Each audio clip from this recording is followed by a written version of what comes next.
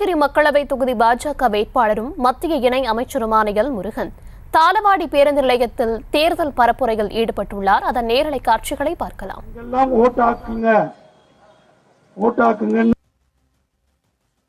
உங்ககிட்ட வந்திருக்கிறோம்.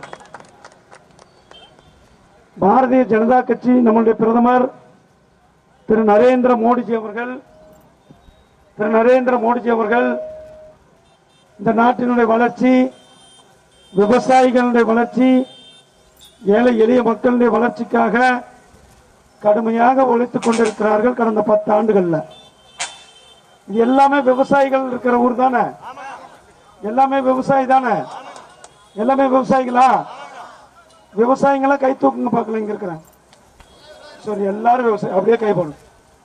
இதுல எத்தனை விவசாயிகளுக்கு வருடத்திற்கு 6000 ரூபாய் பிரதமருடைய சன்மான நிதி வாங்குறீங்க? கை தூக்குங்க. 6000 ரூபாய் பிரதமர் போடுறதுல வருஷத்துக்கு யார் யாரு கொடுக்குறா? கை தூக்குங்க. போ பாருங்க, எல்லாருக்குமே பிரதமர் அவர்கள் விவசாய சன்மான் நிதி 6000 ரூபாய்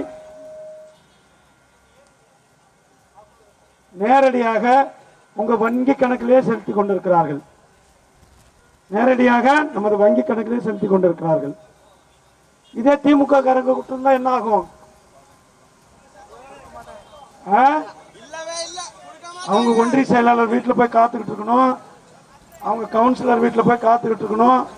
நீங்க எதுக்காவது மகாதேவ் கோப்பை போய் பார்த்தீங்களா? இல்ல. அஜித்தை போய் பார்த்தீங்களா? இல்ல. மோடிஜி ஐயா போய் பார்த்தீங்களா?